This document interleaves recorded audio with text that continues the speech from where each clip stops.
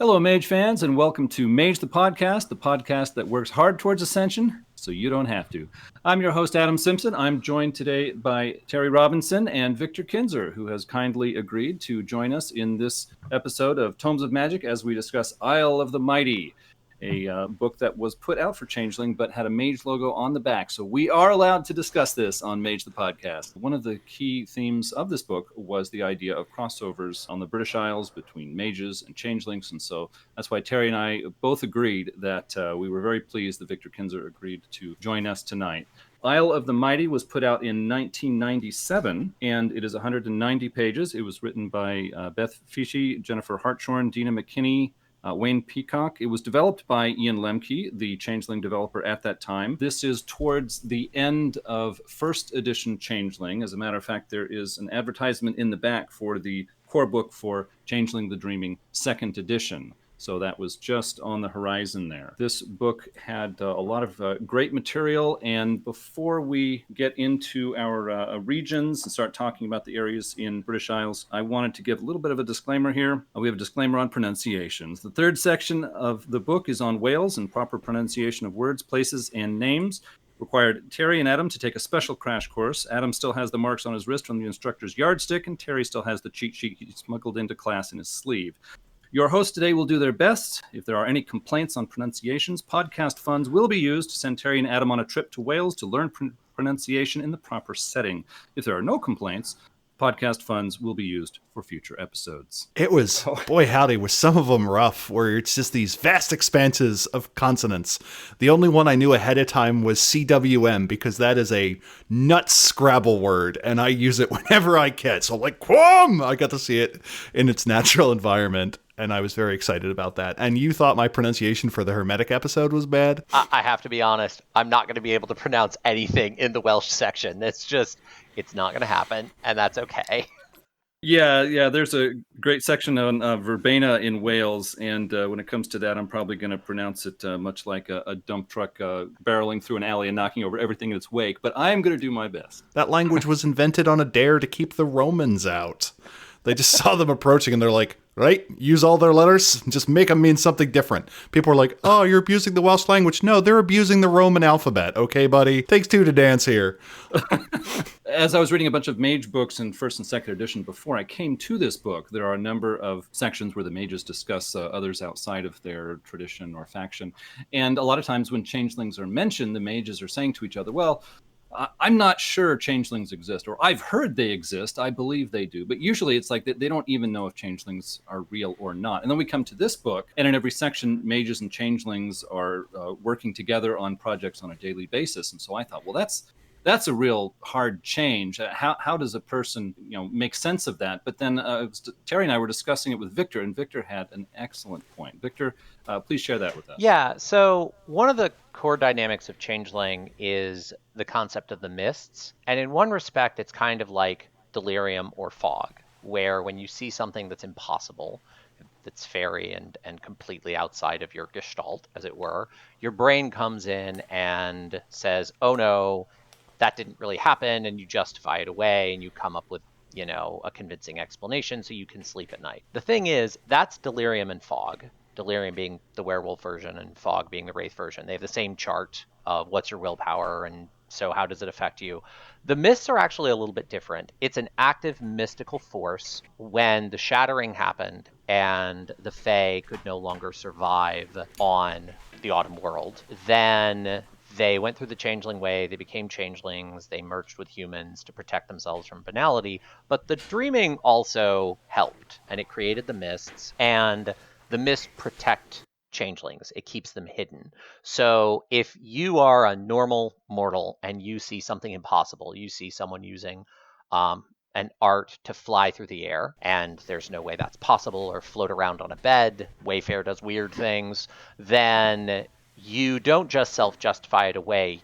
The story is literally rewritten in your mind. You will remember a completely different series of events. Unlike delirium and fog, where other supernaturals are immune to the effect, no one is immune from the mists. Even changelings aren't immune from the mists. If you take enough chimerical damage and you die chimerically and you become mortal for a while, when you reawaken to yourself, you don't remember everything before that death perfectly. And so if you're writing a mage book and you're writing about what normal mortal mages are just talking about, and they've heard these stories about changelings, maybe some of them regularly collaborate with changelings, but when they're in their chantry talking with all of their other mage friends and they're not enchanted, they haven't had the mist parted, allowing them to see fairy reality, they aren't going to remember any of that, because mages by and large are very banal by changeling standards. And they're banal not because they don't believe in things, but because they only believe in one singular thing. They believe in their paradigm. And mages, by their nature, are not open to differing points of view. That's kind of at the core of the game. And changelings are all about what's possible, and everything's different, and you don't know what's happening moment to moment. So that singularness manifests in the system as banality. And in the system, that means they're very prone to the mists. The mists wipe out that memory from anyone who might be a danger to the Fae.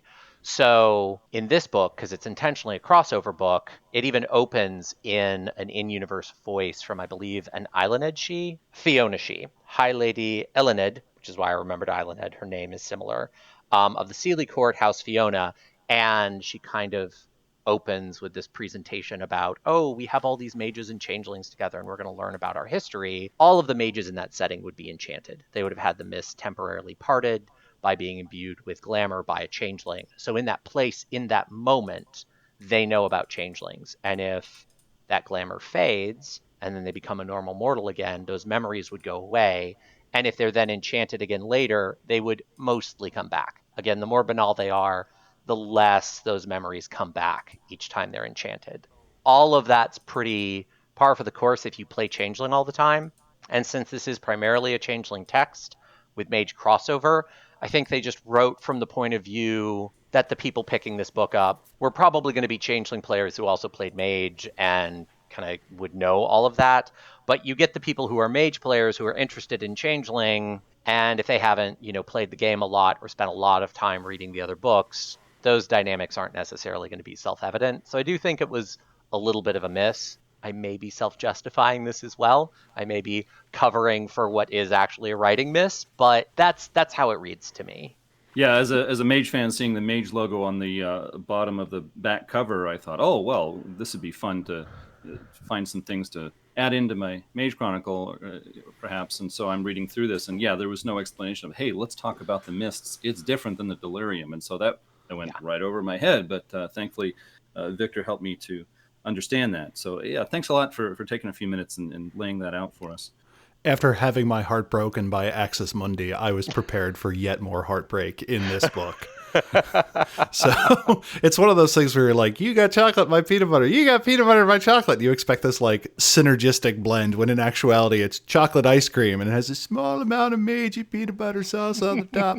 But that's fine. We're mages. We have like 86 other books. It's okay. I'm not bitter. Damn you, Mercado. Sorry. I have to agree. I had much the same thought when reading through Axis Mundi. But as for Isle of the Mighty, it primarily divides itself up into the three regions of the main largest island of the British Isles. And on that island, we have all of Wales, all of Scotland, all of England. We have these sections divided up to England and then Scotland and then Wales, but we're also treated to the old world Fae names for these places. So England is called Albion, Scotland is called Caledonia, and Wales is called Cymru. So when it comes to England, I wanted to open up to our guest Victor and ask what were your thoughts when you were reading through this initial section on England or Albion? My initial thoughts were there's a lot of really cool stuff in here. The one thing that I really liked is how much human history there was. And this is true of really all the sections. But in England specifically, I really liked the way they broke up the history. It was all rooted in real world human events that they folded the Fae and mages into. And I felt like they did that pretty seamlessly, and not a lot of Changeling books do that. Most of the write-up on like the early era, the high mythic age is just the Fae walked the world as gods and it was a great time. Yay. And it kind of stops there. Like it's a flowery 2 paragraphs that more or less boil down to that.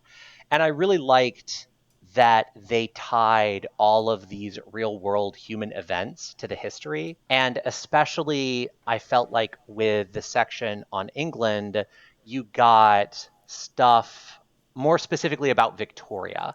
And it ends up talking about the age of mages. I felt like a lot of the canon stuff was concentrated in this chapter, the stuff that are kind of major hallmarks of the line. And so in that respect, there's a lot more I found memorable in this section than in Scotland and Wales. Not that those didn't have some good stuff in them, but like especially the whole section on Victoria stood out to me. I would say my only real critique, and again, this is more of the format overall, is they pushed the timeline way, way, way back into the deep BC.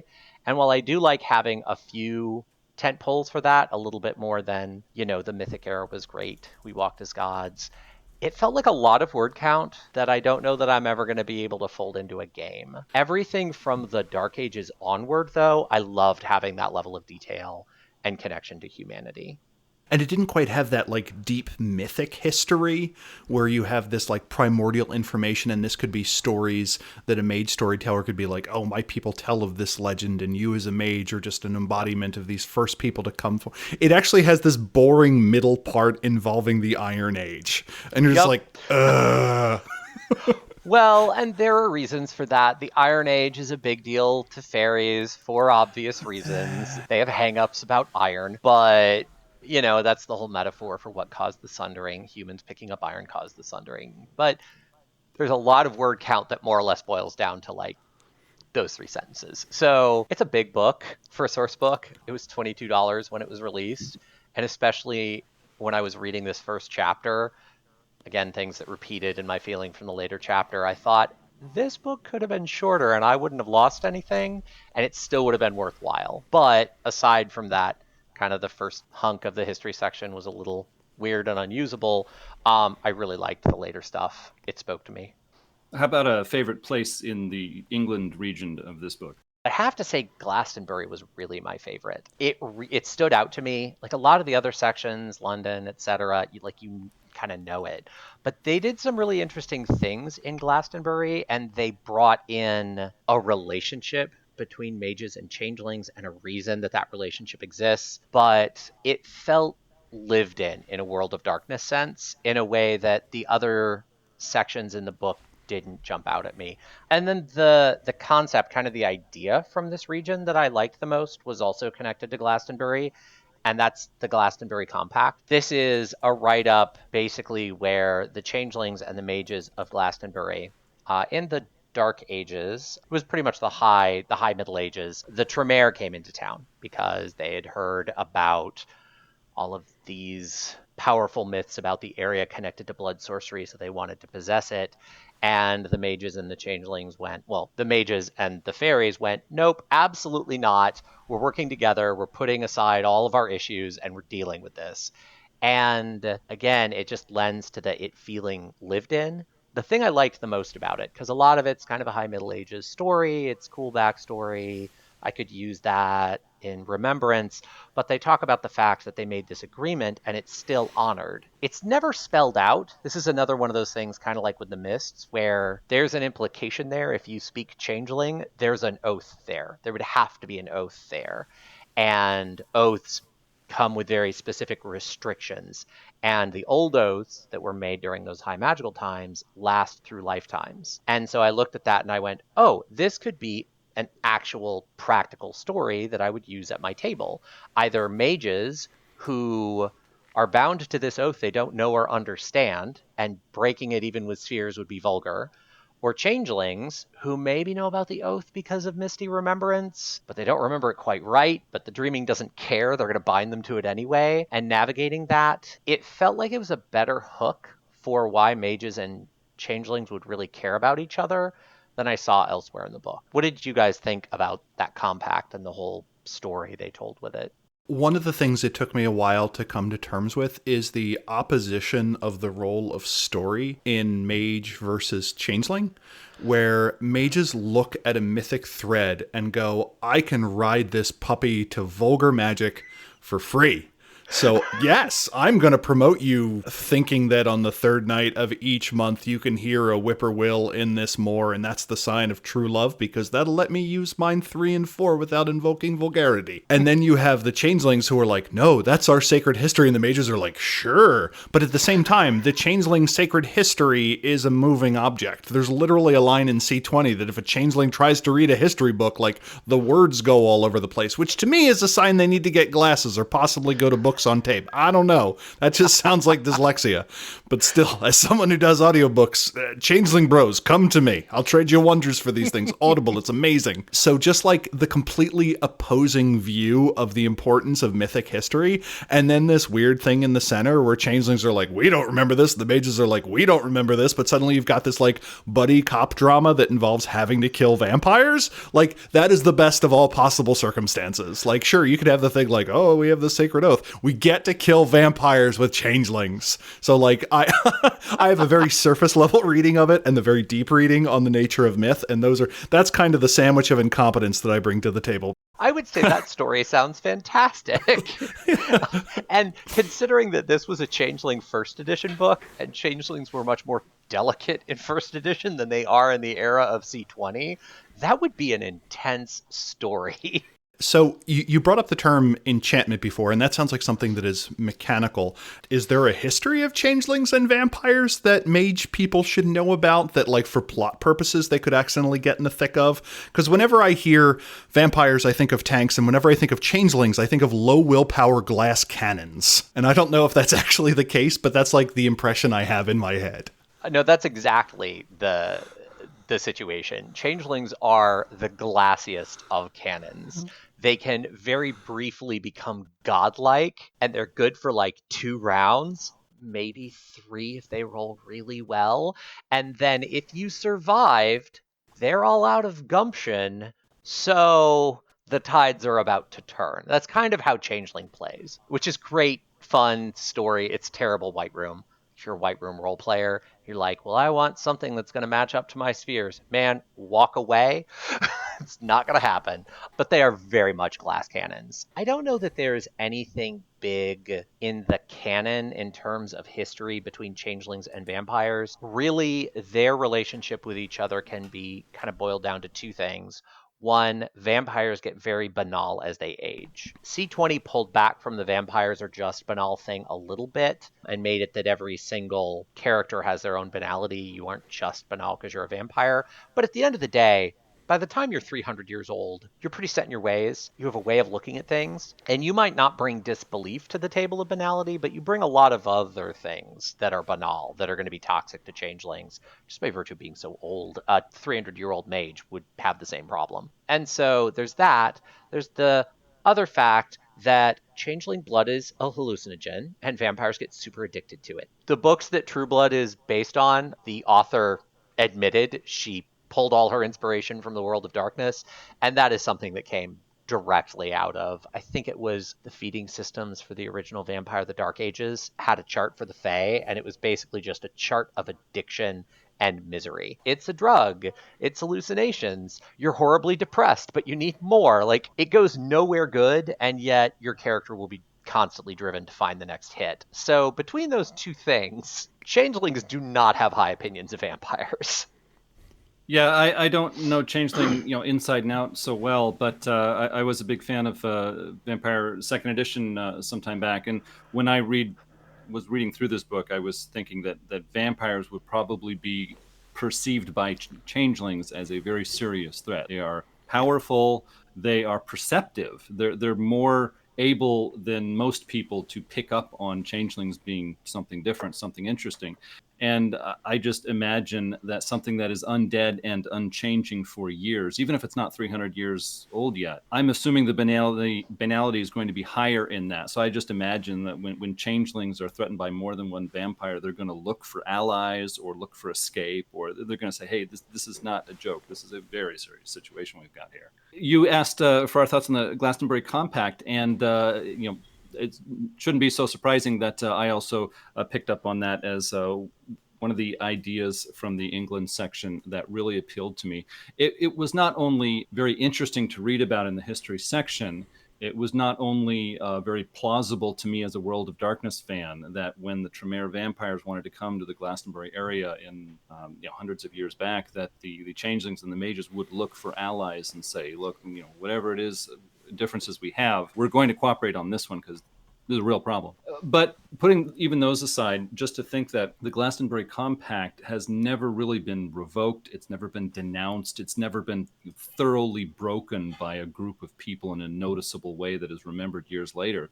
So that can be very useful in a Mage Chronicle. You can have the Mage players, making rolls to research things, and they find out, oh, the Glastonbury Compact. You can go to a Changeling freehold and invoke that and say, I state, according to the Glastonbury Compact that my forebears made with you, that you need to help me on this, or you need to talk to me about this. And so I see changelings and other denizens of the World of Darkness not necessarily wanting to be open and communicative with different groups. And so I just imagine the average mage going to the average freehold, and the average freehold is like, no, we're not letting you in. We don't want to talk to you. We're going to be quiet until you go away.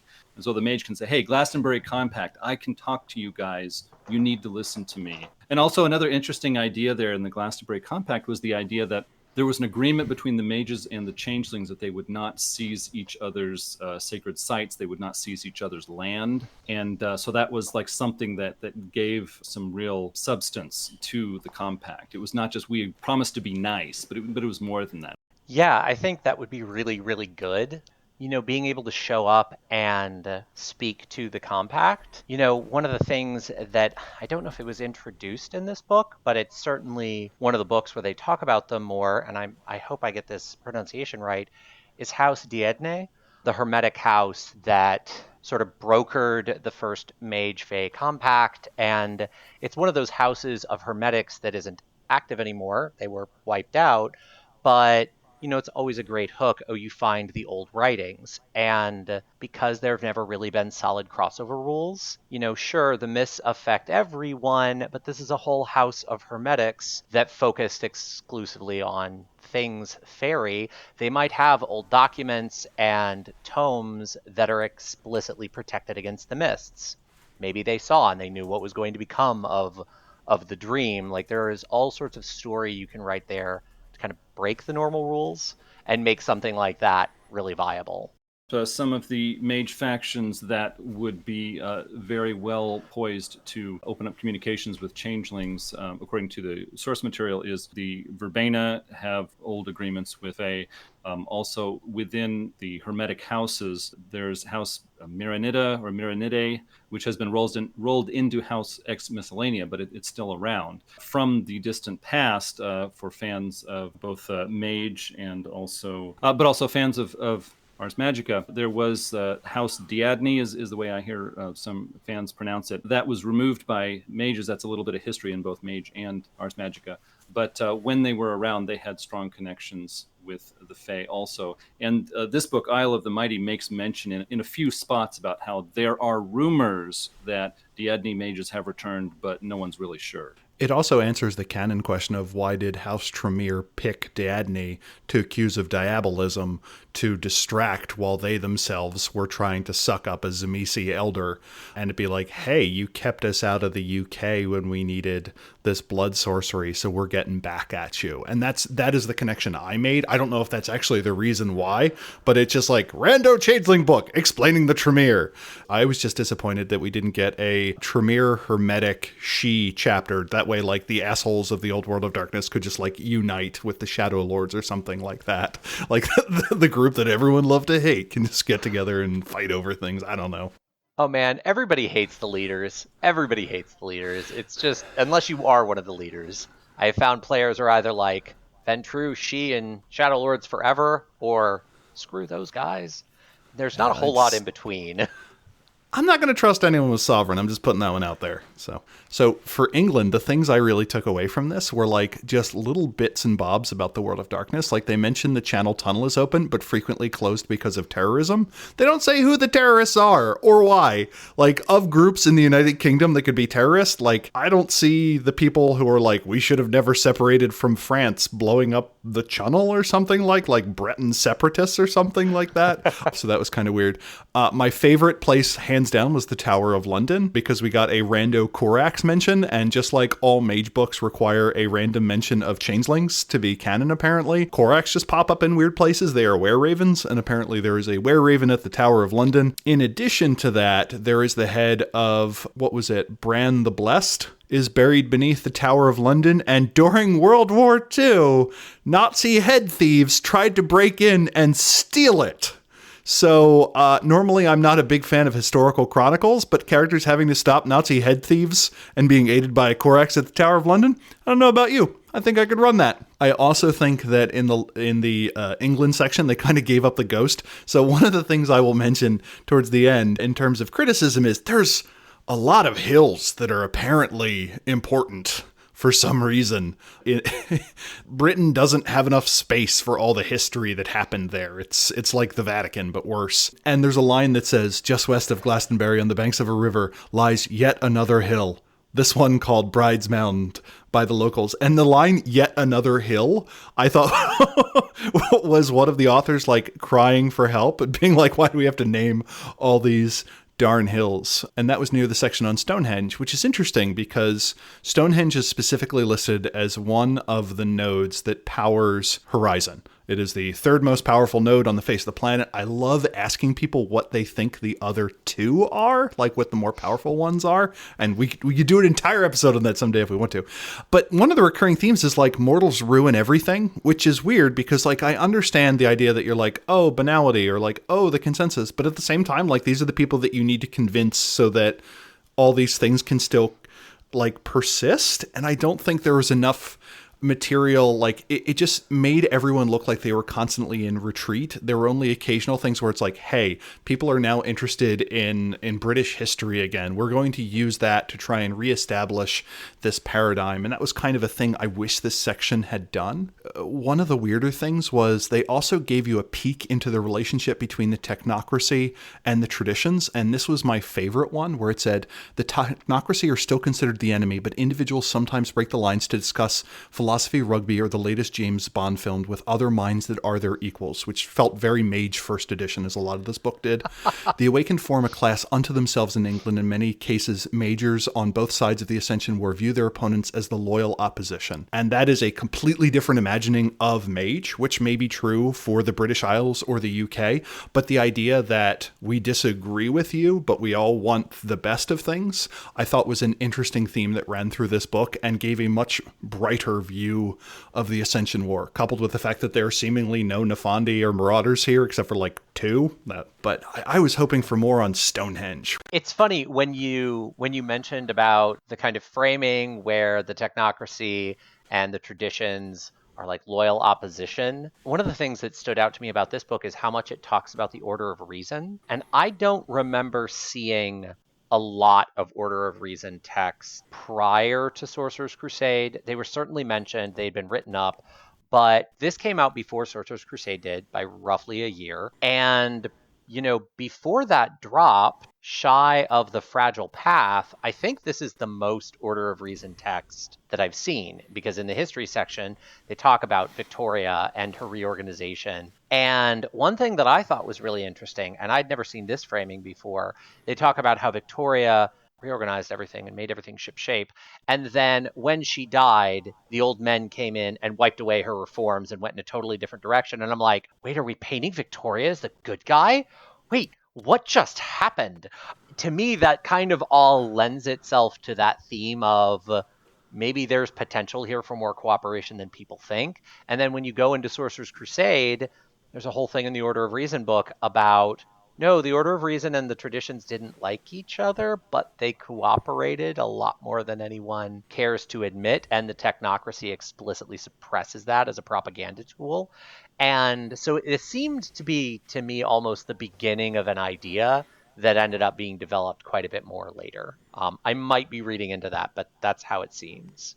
No, I must say I did get the same impression reading about Victoria there and thinking about some of those ideas. So yeah, you weren't the only one to see that, and it is interesting when we get tidbits like that in these books. Well, just to wrap up on England, a place in England that we've been discussing so far, but that I thought was really interesting was what the Changelings call the Kingdom of Mists, and that is if you look at just England itself and you put your finger more towards the center, and then you move west towards the border with Wales.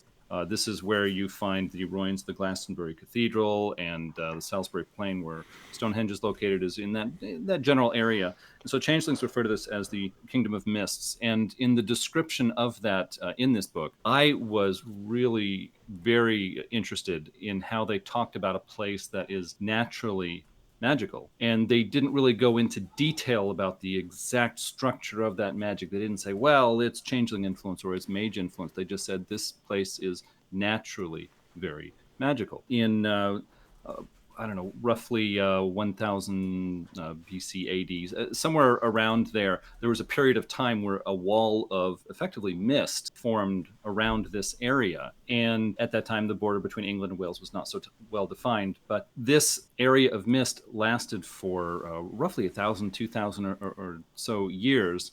And then when that wall of mist fell down, there were differences there. But something about those mists had edited people's memories about it. And of course, that makes a person think of the mists and Changeling, and maybe that was what they were going after. But as a Mage fan, I read about this, and it really made me think of how a lot of times when I hear about very interesting Mage Chronicles that people are running, oftentimes it's not how they use the standard Mage factions or how they use the standard spheres or rotes or whatever in Mage. What often stands out to me as really being interesting is when they introduce their own material to Mage, like their own special class of beings or their own special class of, their own title for a person in Mage society. Or when they create their own mystic atlas, they pick a few places on the globe and they say these places there's very ancient magic here that no one understands, and there's interesting results from that. And Kingdom of Mists is a very good example of that. This is a place where there were a lot of magical things. There was a time when great magical changes took place, and it says still to this day, there are times when mists will form and people will be caught in those mists. They'll be walking nearby and then later they come to and there's a gap in their memory and they don't know quite what happened. And so this is a place that is magical on its own. When it comes to what I thought might have been a shortcoming in the England or Albion section, I gotta say, I might be the only person here, but I thought the technocracy faction that they created for this book was not as appealing. There is a group hidden within the technocracy called the Harbingers of Avalon, and they want to return to traditional notions of British Empire and British great influence over the rest of the globe as they had, say, 200 years before. And so this group is like hiding within the technocracy, and they're really pushing for this old, very parochial view of things. And somehow they're very good at staying out of notice of other technomancers, or technocrats, I should say. This one just didn't appeal to me so much. It wasn't so interesting. It stretched plausibility for me. And when I thought about how might I use this in my campaign, I thought, I might just leave that one on the table. Terry and Victor, did you think anything of the Harbingers of Avalon? Because they mention them in all three sections, but... The one that threw me off is they made mention of Division Zero, and I didn't find any other references to them. Like, the Harbingers of Avalon pop up in a bunch of other books. They're in core M20 and sometimes referred to as Navalon. And in Guide to the Technocracy, they kind of get a remaking where they no longer view necessarily the British Isles as the apex of humanity or anything like that, but the idea of Camelot being what the technocracy should be. And it also pops up in the Mage Storyteller's Guide for Revised. I think it was fine. It's one of those things where it depends on how omnipresent you view the technocracy as being. I got the idea that they kind of viewed the British Isles as, I don't want to say a backwater, but not like the main theater. Like all the action is happening in Europe and the United States, and the British Isles are kind of this in-between place. So to me, I was okay with that because they mentioned like 2 people, but yeah, they mention it a lot. I feel like that was on like the writer's outline. Everyone's like, oh man, I'm going to hit that button too. I don't know. I feel like there's a place for that group in a technocracy game, but I don't feel like there's really a place for this book in a technocracy game. Like, what am I going to pull from a Changeling book unless I decide to make the main supernatural enemy a bunch of fae, I guess.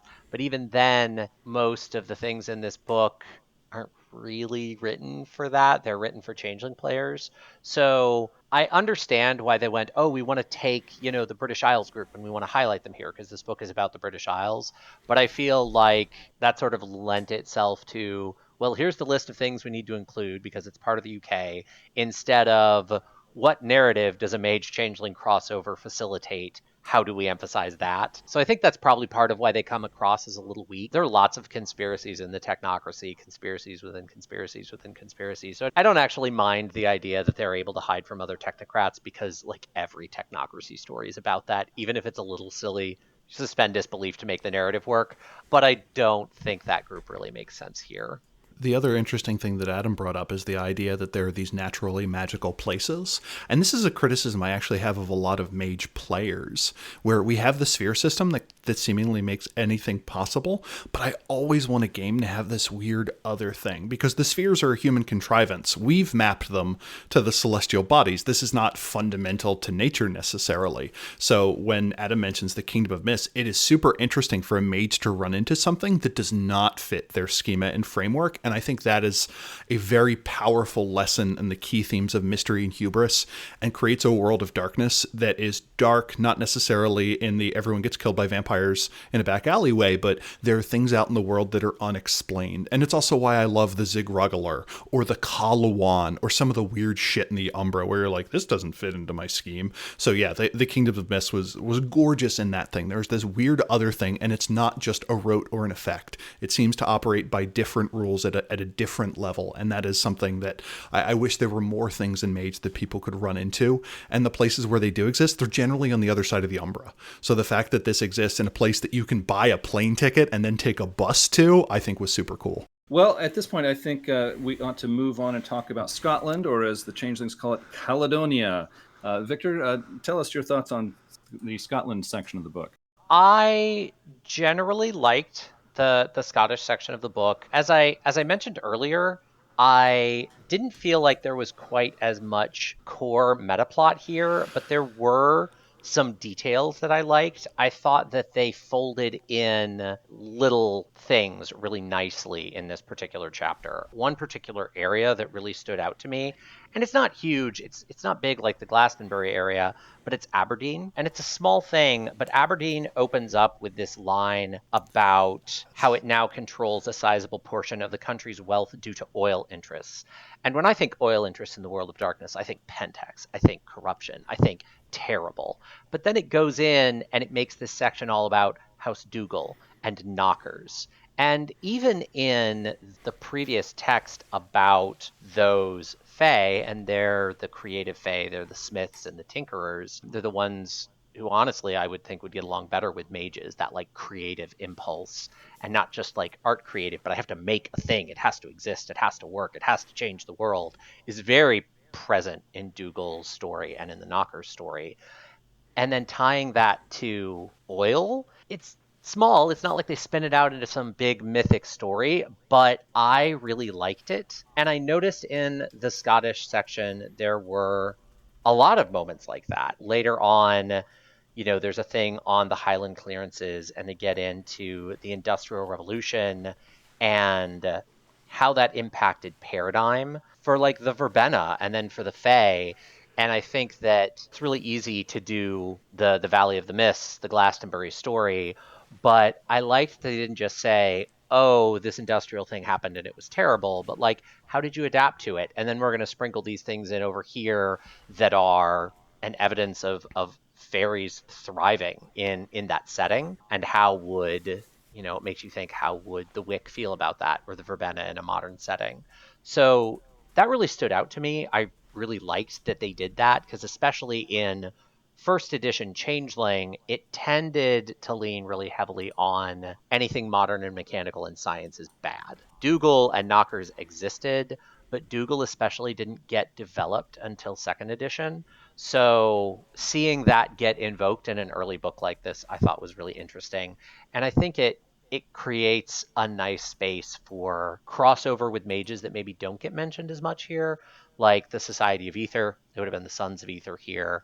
They don't get a lot of fairy love, but honestly, after reading 15 fairy books that talk about dream speakers, which I have to say I'm glad they weren't in here, having like a whole Changeling Mage crossover that doesn't center on the dream speakers is amazing. I've always wanted that book that's like, Society of Ether and Knockers, yo, we're tight. And this doesn't go all the way there, but I feel like it takes the first step, and I really appreciated that. So Scotland, I found a few interesting things. So I am weird. I do not necessarily like chronicles that revolve around a thing that you have to do with an object at a place. I like plots that involve you have to do a particular thing at a particular time. So anytime I get a list of holidays, I am generally excited. So this book forced me to reverse a previous long-standing statement that I thought I made. So in previous episodes, I specifically said, my name is Terry Robinson on Mage the Podcast, and I love me a timeline. And this book broke me in terms of timelines, because there are 75 of them, and they don't necessarily match what's on the page. My favorite is that in 1884, 1885, the telephone is listed as having been introduced to an area, except for the section on Wales. Apparently, Wales doesn't have telephones yet, based on the timeline, or at least as of 1997.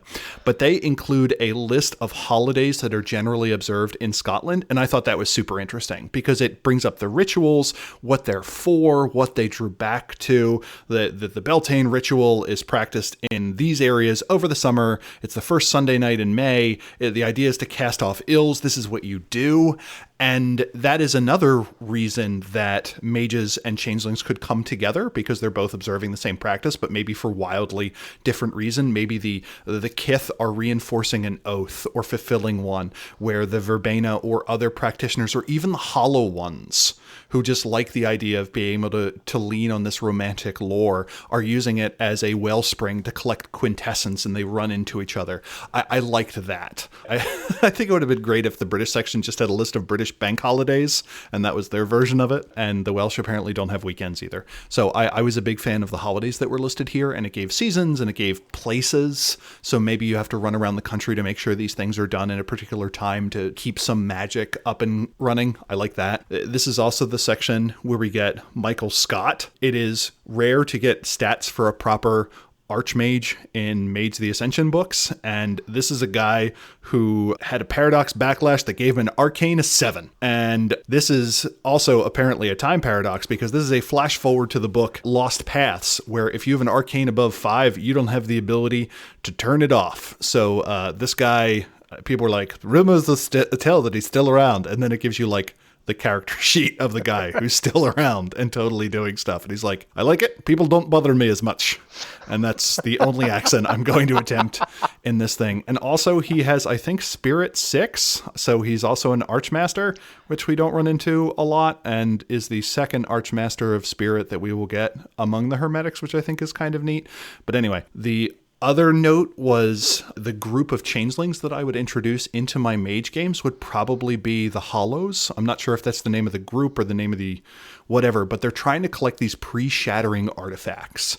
And that is another case where I think there could be a lot of crossover between the two. Like, a lot of mages will be like, I don't care about the magical sword. I'm a Matter Master and a Prime Master. I can make my own magical sword. But someone goes, oh, before the Gauntlet Rose, this was an item of power. And that's one of those cases where, like, oh, eyebrow raise, you have my attention. This could be something that a modern mage literally couldn't do. And they go over the 12 artifacts of the British Empire or something like that. And who doesn't want a little bit of national treasure in their game where they have to do something like steal the Magna Carta or something like that? And I appreciated that. I want to jump in there, because when you were describing like trying to find pre-shattering artifacts and this group of changelings. It's totally something changelings would do. Constantly obsessive need to find this. But when I read it initially, it didn't strike me about the mage crossover. Mages can create these pocket realms.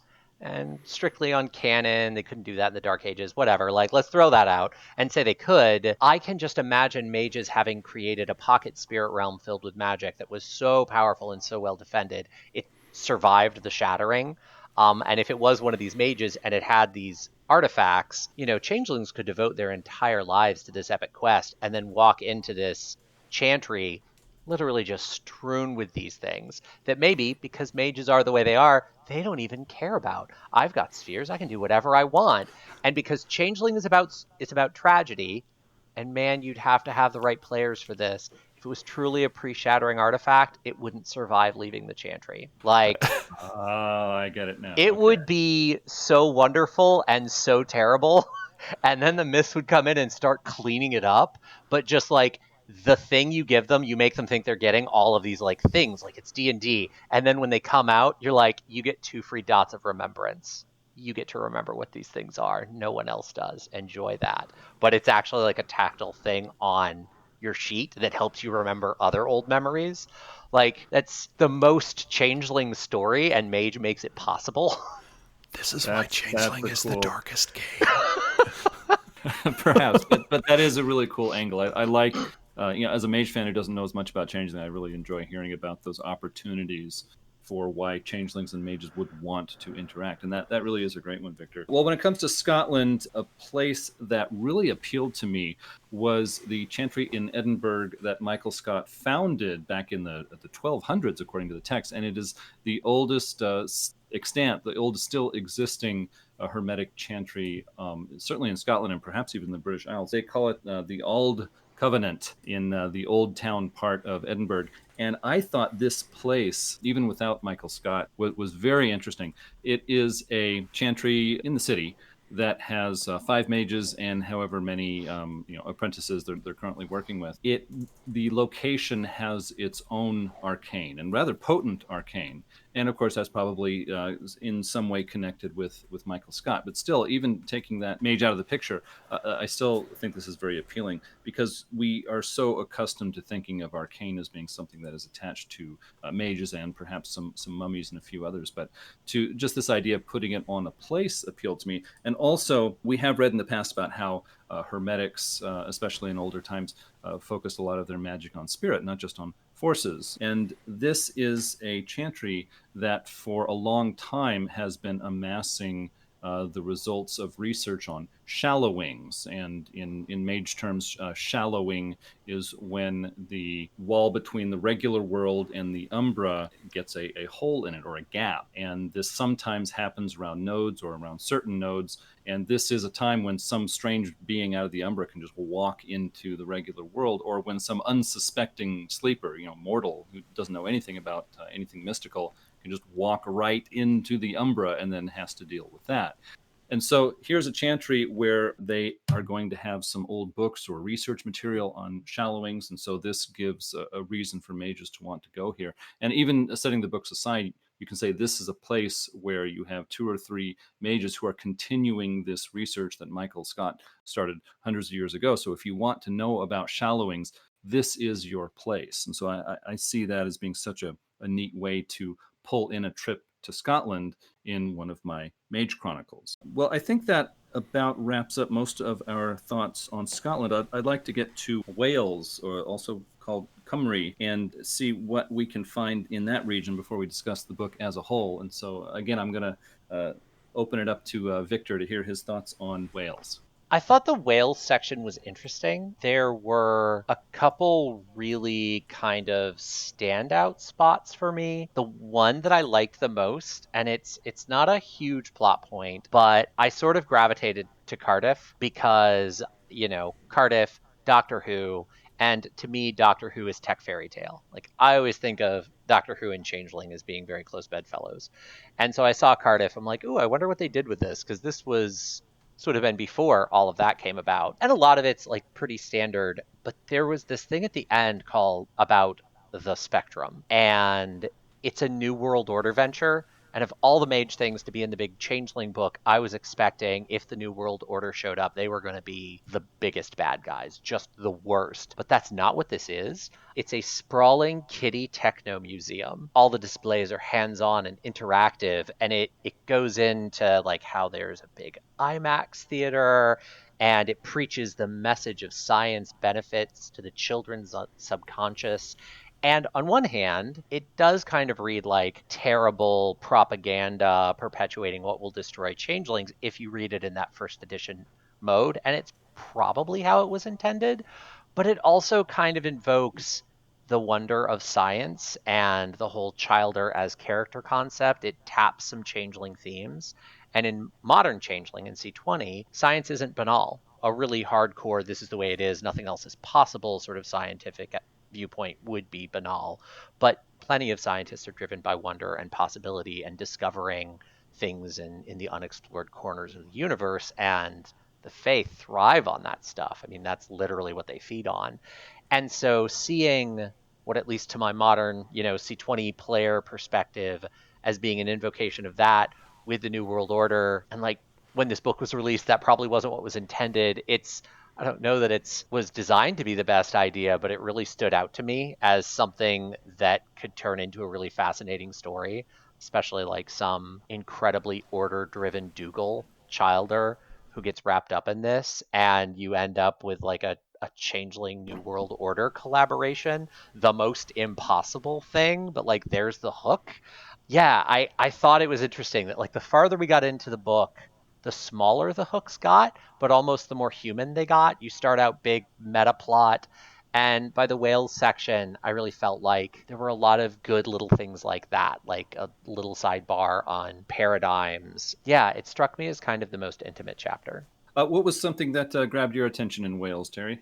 The upside downside to me of Wales was, as Victor said, it did feel more intimate.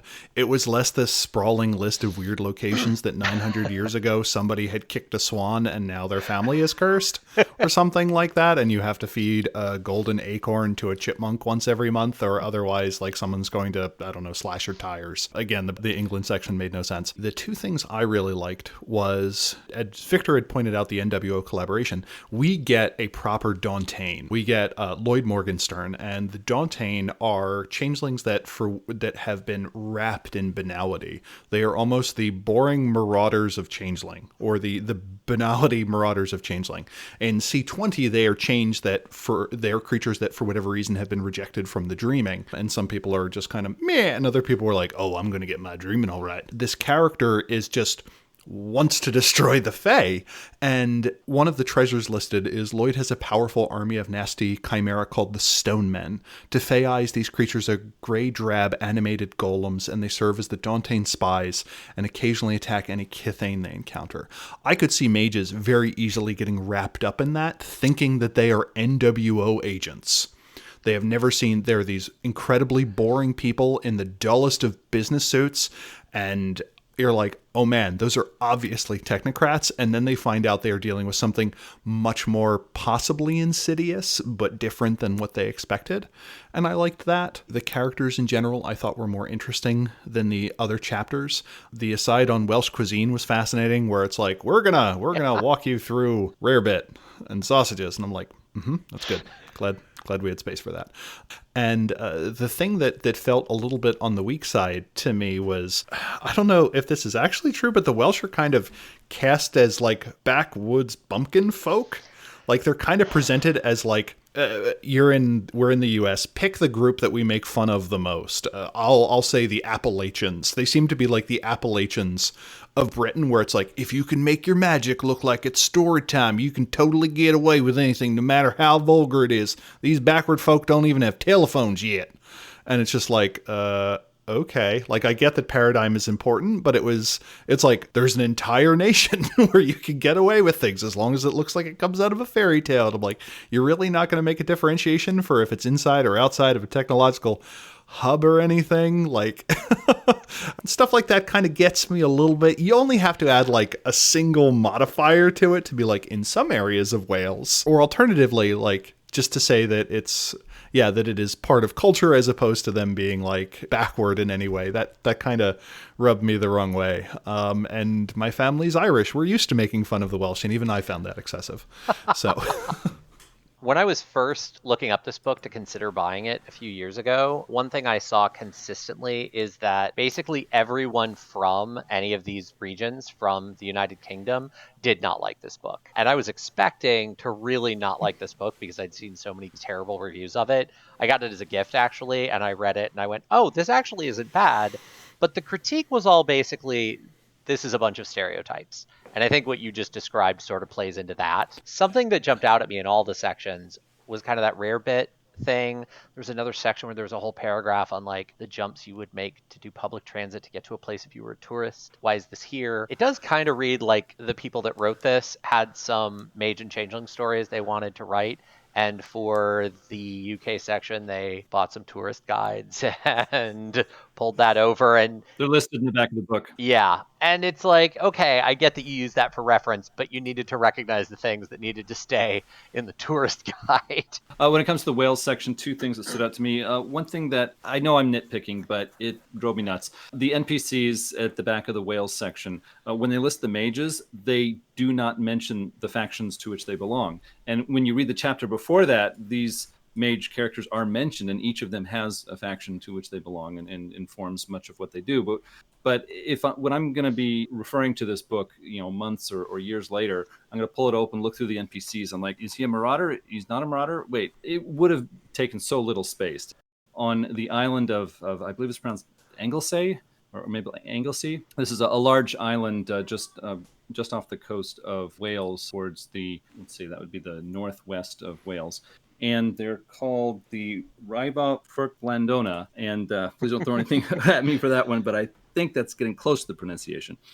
This group not only has a stronghold that they've maintained for hundreds and hundreds of years and must have considerable influence over the entire island of Anglesey, but also they have been practicing their own kind of marriage diplomacy for a very long time.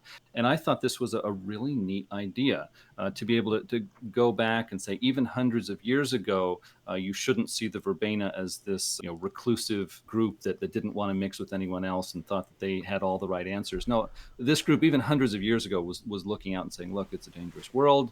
There's some things we don't know. It would be good to have some allies. How are we going to make this work? And hundreds of years ago, marriage was a very good way to do diplomacy. Now, of course, that's not the first thing we're going to go to these days, but they were looking to find life mates for their predominantly female Verbena. They were looking not only to other mage factions, they mentioned the Order of Hermes, for example, but also to the Fae. There were a number of she and other prominent changelings who they considered as matches for their Verbena mages. And so over hundreds of years of doing this, they are going to have some very good connections, not only to other mage factions, but to changeling houses, to changeling groups. And I thought this was not only a neat idea for crossovers, but just added a lot of real interesting flavor to the world of darkness in the British Isles. It plays into Changeling really well because Changeling's whole thing is feudalism is alive and well, we swear. And in a lot of the she houses, there are these old cross marriage stories, and a lot of players will lean into I married my true love from 1,000 years ago, and we keep reincarnating and finding each other. Well, what if that marriage was arranged? What if you keep finding each other because of an oath and you've reframed this story? And it'd be really interesting to tell a version of that, because it's a pretty classic Changeling trope, with a reincarnated like Verbena avatar along with a reincarnated Fae, and have it bound by a fairy oath, because there's so many of those stories in Changeling, and they decided to use that in what's a Changeling with Mage book, but with the mages, I thought that created some really interesting parallels. I would have liked to have seen this not have been Verbena. They mention in some cases that it's proto-Verbena and so on, but this would have been, to me, a good opportunity, and Mage doesn't have a lot of them, to really introduce a craft, to create this weird little pocket of mages that aren't associated with the traditions, that do this, that have Fae-inflected magic, that have this very feudal view of things in a way that we don't really get from many of the other mage groups, of having this strong relationship with the land plus an idea of like a hereditary head of some sort of ceremonial role or something like that. And I think it would have been really cool for them just to be a craft, to be this other weird group that is out there. Again, that's nitpicking. And with a lot of the crossover stuff for all the games, you kind of stick with the core things and you lean on stereotypes a bit more. But if I were to introduce it, I would have this other group. And I think anytime you don't tie a mage to a tradition, you automatically get this air of mystery about them. And that is something as a storyteller I like to do.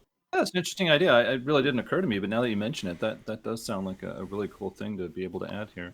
Well, at this point, I think we've covered the three regions of the main, of the largest of the British Isles. So at this point, I'd like to just talk about the book in general, the book. And as I was thinking what we could do in this section, there were three general questions going through my mind. And one was, does this book offer good material for mages who are opposing beings from Changeling the Dreaming, whether those are changelings or Dantean or something else? Number two, does this book give us good material for mages and changelings working together? And number three, if you were going to run a mage chronicle in the British Isles, how much of this book would you use? I'll kind of start. I actually kind of feel like this book doesn't do a great job of introducing changelings as an antagonist for Mage. And I think it's largely because it's primarily a changeling book, which I'll list that as a design reason in the way they market it. I don't think it's a good reason. I don't think that was the best way to design the book. Like when I read through this, there's lots of tidbits about mages, and it's really kind of fleshed out, like, you know, that NWO Childhood Techno Museum, or the details with the verbena and the marriage contracts. I actually felt like I didn't run into as much of that about changelings, and I think it's because the changeling players already know about changelings. So like the whole section with Dougal and Knockers, that really sung to me because I love the Knockers, and I've read the Knocker Kith book, and I've read, you know, Book of Houses, and, you know, have committed the Dougal chapter to memory because they're my favorite She house. But like if I hadn't done all that, it's a sentence or two, and like the existing experience is just kind of invoked. But if you're primarily a mage player coming to this, yeah, okay, there is some content here. You have some NPCs, they're good stat sheets, but I don't know that this book does a good job to paint the picture about what does all of that really mean. And in that respect, I think it's a much better changeling supplement than it is a mage supplement. Terry, how do you feel about that? I think there is material on how to have changelings not necessarily as opponents, but kind of as antagonists.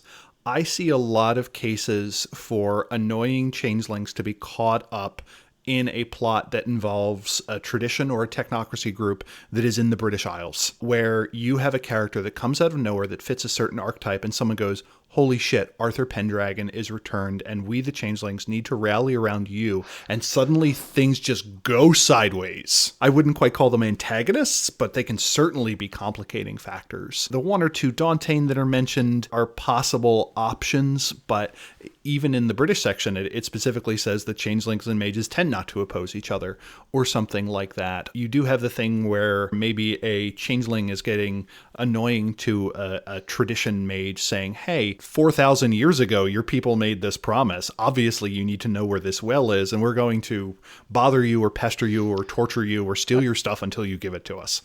So it gives you a bunch of options, but like, there are no systems. Those are in different books, the Changeling Storyteller Guide and like the Book of Lost Dreams or whatever it is.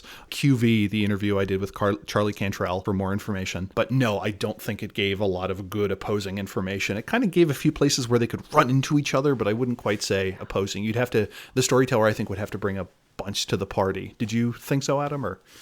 Yeah, I would share that opinion. Reading through this book, there's just this assumption that nice changelings and nice mages are going to work together, and that can be fun. And yeah, I agree, that can be fun. But I think there's a lot of possibility for a big misunderstanding where good changelings and good mages butt heads. And there's also interesting ideas of, hey, there's this Dantean mentioned in Wales. I mean, this could be interesting, but there's no, it's just assumed that the changeling players are going to look at that and go, oh, I can see how that could be a problem for my changeling chronicle. But mage players are like, what do I do with that? How would my mages piss them off, or what would a fight with him look like? And there's really nothing offered there.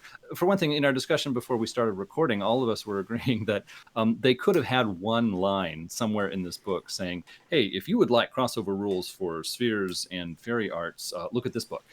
I mean, we didn't even get that anywhere in the book. I mean, it really would have helped. Or like some little sidebars, like these two books have this to say, and we've found this in our own chronicles. Try this, or think of this, or emphasize this theme. It really wasn't there, so that was a bit disappointing. Yeah, I would definitely agree with that. I also felt like reading through this book, and I mentioned it a little bit early on, there's a lot that could have been cut. As much as I love a lot of the cool stuff, like I don't need the prehistory to be as detailed as it is.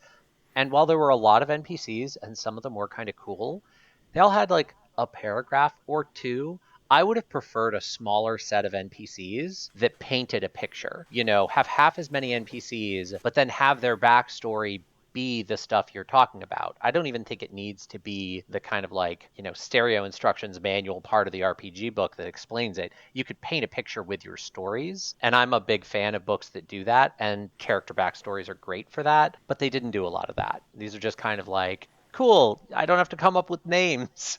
I can just open this up and pull an NPC. And not to say that's not a useful resource, but I don't need like 120 of that. And this book kind of goes in that direction. So yeah, I feel like a lot of that could have been accomplished without actually losing anything of value. I would have also killed for like 2 pages of rotes that give the real system crunchy people a way to get around the problems with changelings. The myths are a huge problem. The like totally incogent form of like glamour can really throw a wrench in Mage. And just like 2 pages of rotes were like, we know this is a hard and fast rule, but like here's how this one group found their way around it to like smooth this crossover thing a little bit. 2 pages.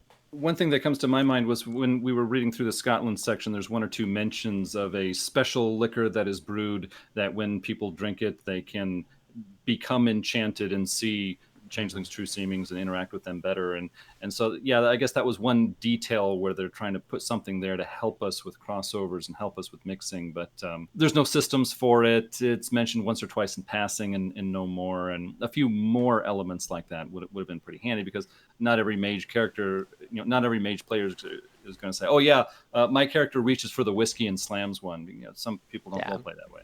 Yeah, and I mean, with the enchantment, again, I think this is that effect. That's a straight up baseline core Changeling book enchantment rule. But even just devoting a few words to saying systematically this works like enchantment from the core book. And yeah, your average Changeling player just reads that and they go, enchantment, that's a system thing. Boom, it's processed, but it's a crossover book. Do the extra lift for the person who has maybe read the Changeling core book once but never played it. And so you don't hold on to rules you don't use. I mean, human brains are limited things. It would have been nice to see more of that in here. Yeah, I know. I, for one, saw the Mage logo on the back. It's like, oh, here's something for me. And it's like, okay, there's a lot of things you're assuming I know that I may not. Yeah, I wouldn't call it a crossover book so much as a book that includes both. Like, it would be like calling the old story collections that World of Darkness put out, where it was like a novel from each line as crossover. No, it just happens to contain vampire, mage, and werewolf. Well, were there any other thoughts on the book as a whole? I did like the way it gave me a taste of like how another game system views the world, where it's like, oh, Changeling is about story and legend and how important it is, and how myths do or don't change over time, and the difficulties of memory, and the idea that something that happened 2,000 years ago could still be fresh in people's mind because of the Changelings or the Fae's weird relationship with time. I thought that was interesting. As a mage player, it was weird getting those long sections of in-character speech, where when I started reading in the England section, and it was like, oh man, each section has a single paragraph from a character that's mentioned in the text elsewhere. That's cool. And I'm like, I wish Mage had more of that, because I kind of like it in moderate amounts. And then you get to the whale section and the entire thing is in character, and it's someone yelling about how someone parallel parked incorrectly, and you're like, maybe this is too much. So if nothing else, it was an interesting peek into how other people do it. Kind of like when Adam and I talked about Axis Mundi, and there's this story of why shapeshifting exists, and it is this entirely mythic story. And one of the kids is like, that's not what actually happened. And the elder is like, like, you weren't there. And you're like, oh, okay, I guess that's how werewolves settle things. And that peak was kind of interesting. Did I need 185 pages of that peak? Probably not. It was also weird to see something that was in color. Like, for the last set of books Adam and I have been reading, it has been like it was a textbook would have been a step up in terms of like paper quality and image quality, and it was weird seeing like a color border and color advertisements in the back. Sometimes that worked well and sometimes it didn't. Like, a lot of the things were kind of in sepia. If I had to boil my criticism of the book down to one page, it would be page 161, which shows a tourist with something happening to them involving sheep. I'm not entirely sure. They are holding a pamphlet of some sort, and there is some rude awakening that is occurring. I don't know if the tables have turned on this person or what, or if they are enchanted sheep or something like that, but I dropped it into the Mage. Exactly. I dropped it into the Mage the Podcast Discord, discord.me/Mage the Podcast, and I was like, what is going on here? And one of the immediate replies was, oh, you've discovered the Nefandi of the British Isles. The other comment that occurred in the Discord that I liked was I was kind of doing a running commentary while I was reading through this. I'm like, oh, this is good. Oh, this is bad. Someone had this amazing quote where they were like, oh man, how are you not excited reading a book where it's 600 years of people searching for things while sad? And I think that was Orange Lazarus who said that. And I'm like, wow, you really hit the nail on the head there. And I... and like, that's it was way too much of Changeling in general. But hey, I mean, there's a reason I play Mage. It was a neat little peek. One of my questions to you, Victor, is: are all the Changeling books like this? It really depends on the era of Changeling. This is something I've recently been getting into on Walking Away from Arcadia with Simon. We realize there are three very distinct eras of game development in Changeling where like the whole approach to the game changed. Early Changeling was very like this. Even some of the later stuff, when they did Book of Houses, it is 100% in-world voice. There's like a tiny introduction where they warn you it's going to be 100% in-world voice. They just tell you up front. The following chapters are training manuals that the houses use for, you know, their new recruits. And when you start each chapter, I think one of them didn't do a good job of representing this, but the rest of them open with, okay, you've found this text. Good for you. If you're not a member of the house, we'll find you. And then the whole thing is entirely in voice, an entirely unreliable narrator. It is a whole book of it, shy of like the stat blocks.